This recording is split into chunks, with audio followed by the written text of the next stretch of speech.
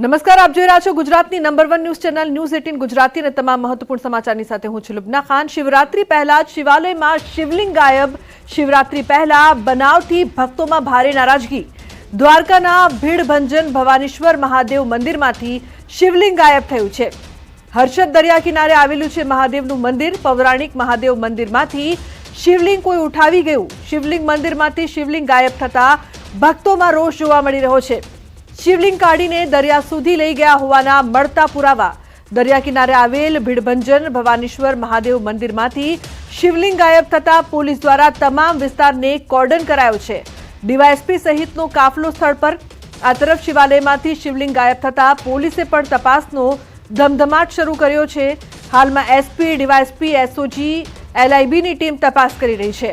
શિવલિંગ કાઢીને દરિયા સુધી લઈ ગયા હોવાના મળતા પુરાવાના આધારે દરિયા વિસ્તારમાં સર્ચ શરૂ કરાયું છે, જેમાં સ્કૂબા ડાઈવર સાથે પોલીસે દરિયામાં શિવલિંગ શોધવા કવાયત હાથ ધરી છે।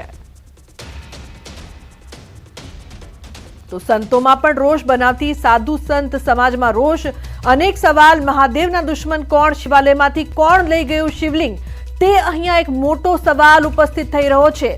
જે પ્રકારની આ ઘટના સામે આવી છે તે પણ શિવરાત્રીના ઠીક એક દિવસ પહેલા આ બનાવ કેમ બન્યો છે તે મોટો સવાલ ન્યૂઝ 18 પણ ઉઠાવી રહ્યું છે। કોણ છે મહાદેવના અને આસ્થાના દુશ્મન તે મોટો સવાલ। શિવરાત્રીને લઈને લોકોમાં આસ્થા હોય છે અને શિવરાત્રીના એક દિવસ પહેલા આ બનાવ બન્યો છે। શિવાલયમાંથી શિવલિંગ કોણ લઈ ગયું તે તપાસનો વિષય છે। તો પોલીસ દ્વારા તપાસ કરવામાં આવી રહી છે, પરંતુ આ ઘટના શિવરાત્રીના ઠીક એક દિવસ પહેલા બનતા ન્યૂઝ 18 ગુજરાતી પણ સવાલ ઉઠાવી રહ્યું છે। अभी तपास में कुछ अभी तक जो है तपास में हमें एक यहाँ जो शिवलिंग के पास में जो एक यहाँ लोकल भाषा में थारू बोलते हैं वो मिला है।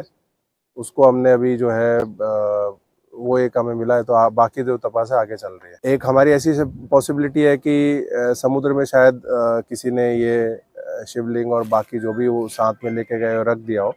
उसके लिए हमने जो है एक्सपर्ट जो स्कूबा डाइवर्स हैं और जो स्विमर्स हैं उनको बुला के उनसे वो खोजबीन कराने की भी जो है एक तपास हमारी चल रही है। खुल्लू तो मंदिर हतुं ज, पण त्यां जोयुं तो मने महादेव के महादेवनी साथे जे अर्धचंद्राकार जे एनुं आपणे थाळुं गुजरातीमां कही ए મને દૃષ્ટિપાત ન થતા મને તો થોડો પહેલાં આઘાત જ લાગ્યો કે મહાદેવ ક્યાં ગુમ થઈ ગયા।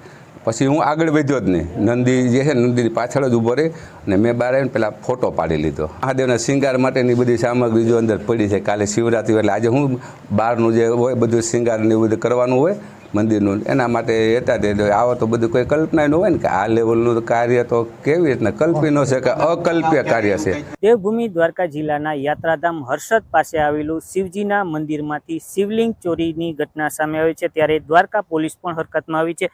ત્યારે આપ સીધા દ્રશ્યોમાં જોઈ શકો છો, પોલીસ કાફલો પણ તૈનાત કરી દેવામાં આવ્યો છે। દરિયાઈ વિસ્તાર પાસે આવેલું ભીડભંજન મહાદેવનું જે મંદિર છે તે આ મંદિરમાં રાત્રિના કેટલાક અસામાજિક તત્વો દ્વારા શિવલિંગની ચોરીની ઘટના સામે આવી છે। ત્યારે દરિયાઈ વિસ્તાર પાસે આવેલું આ શિવજીના મંદિરમાંથી જે શિવલિંગ છે તે શિવલિંગની ચોરી કરી દેવામાં આવી છે। આપ સીધા દ્રશ્યોમાં જોઈ શકો છો, દરિયાઈ વિસ્તાર પાસે આ શિવજીની લિંગના કેટલાક અવશેષો પણ મળી આવ્યા છે। ત્યારે મનાઈ રહ્યું છે કે જે આ શિવલિંગ છે તે રાત્રિના સમયે કેટલાક અસામાજિક તત્વો દ્વારા દરિયામાં ફેંકી દેવામાં આવી છે। ત્યારે દ્વારકા પોલીસ વિભાગ દ્વારા દરિયાઈ વિસ્તારમાં પણ હાલ સર્ચ ઓપરેશન કરી દેવામાં આવ્યું છે। દરિયામાં સ્કૂબા ડાઈવ દ્વારા પણ આ જે શિવલિંગની શોધખોળ હાથ ધરી છે અને જિલ્લા પોલીસ વડા સહિતનો પોલીસ કાફલો અહીં તૈનાત કરી દેવામાં આવ્યો છે।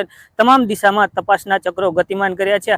કોના દ્વારા કૃત્ય કરવામાં આવ્યું છે તે દિશામાં હાલ પોલીસ દ્વારા તપાસના ચક્રો ગતિમાન કર્યા છે। મુકુંદ મોકરિયા, ન્યૂઝ 18 ગુજરાતી, દેવભૂમિ દ્વારકા। તો શિવલિંગ ગુમ થવા મામલે હરિગીરી મહારાજનું નિવેદન। પ્રશાસન અને પોલીસ તપાસ કરશે। કેટલાક લોકો વાતાવરણ ઢોળવાનો પ્રયાસ કરે છે। આ ઘટના दुर्भाग्यपूर्ण है। और निश्चित मैं वहाँ के लोगों से संगम करने का अपील करता हूँ, संगम नियम रखें। गुजरात की सरकार और वहाँ के प्रशासन बहुत चुस्त दुरुस्त है और जल्दी भी कोई व्यक्ति भी होगा, क्योंकि ऐसे मौके में कुछ असामाजिक तत्व होते हैं और वो मतलब कहीं न कहीं वातावरण दोषी और घृण करने का प्रयास करते रहते हैं।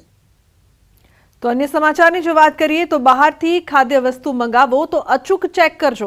राजकोटनो बनाव तमाम लोको माटे लाल बत्ती समान किस्सो छे। वेज बर्गरनो ऑर्डर कर्यो अने घरे पहोंच्युं नॉनवेज बर्गर। જાણ બહાર ભૂલથી નોનવેજ બર્ગર ખવાઈ પણ ગયું. ગ્રાહકે મેકડોનલ્ડ્સ પાસેથી વેજ બર્ગર મંગાવ્યું હતું. રાજકોટ મેકડોનલ્ડ્સની ગંભીર બેદરકારી. શાકાહારી વ્યક્તિની ધાર્મિક લાગણી દુભાતા ગ્રાહકે ગ્રાહક સુરક્ષા કોર્ટમાં કેસ કરવાની તૈયારી શરૂ કરી છે.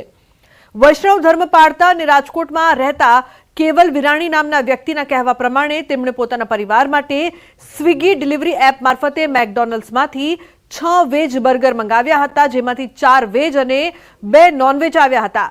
આ અંગે જ્યારે મેકડોનલ્ડ્સનો સંપર્ક કરતા તેમણે સ્વીકાર્યું કે ભૂલ તેમના તરફથી છે. કામના વધુ ભારણના કારણે આવી ભૂલ થઈ હતી.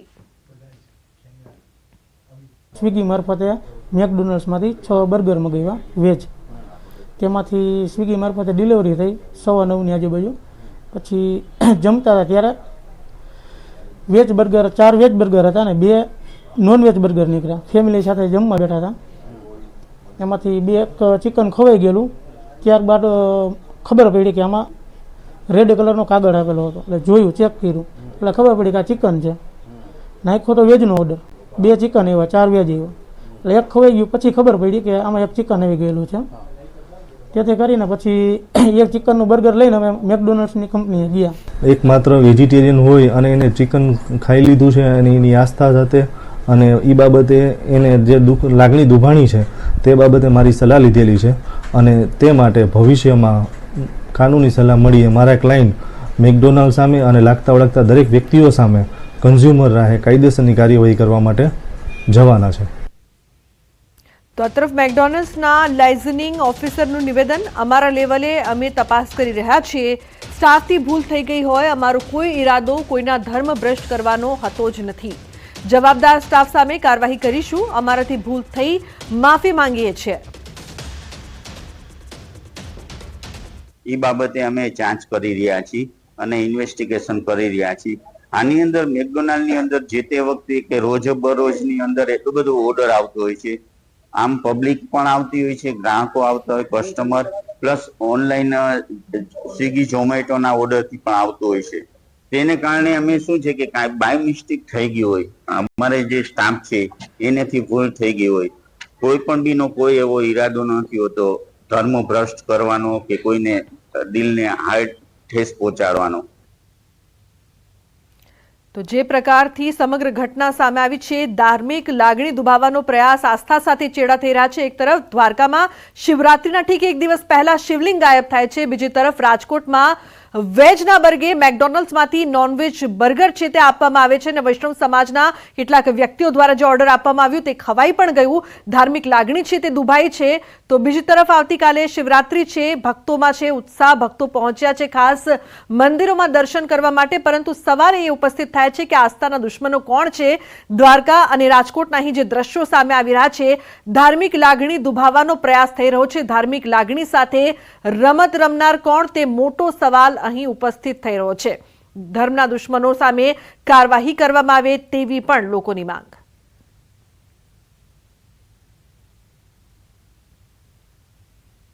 અને મહત્વપૂર્ણ સમાચારની જો વાત કરીએ તો કૌભાંડકારી બીઝેડ ગ્રુપના સમર્થનના પોસ્ટર બાદ હવે ડીજે સોંગ. અરવલ્લીમાં લગ્ન પ્રસંગમાં બીઝેડના ગીતો વાગ્યા. બીઝેડ ગ્રુપના સમર્થનમાં ગીત ગાતા વિડીયો વાયરલ થયા છે. માર્કેટમાં ચાલે બીઝેડ વાળા ગીત વાગતો વિડીયો વાયરલ થયો છે. આ પહેલા ડીજેના સંચાલકો પણ બીઝેડનું સમર્થન કરતા વિડીયો થયા હતા વાયરલ. અરવલ્લી જિલ્લામાં લાગ્યા હતા વી સપોર્ટ બીઝેડના પોસ્ટર.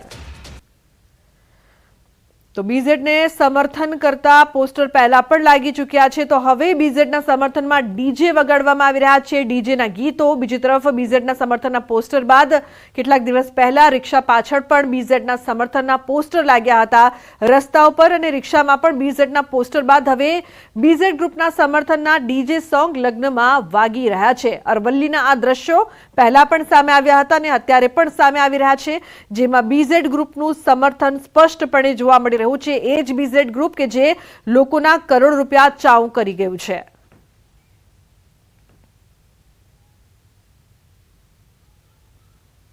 અન્ય સમાચાર પોરબંદરથી.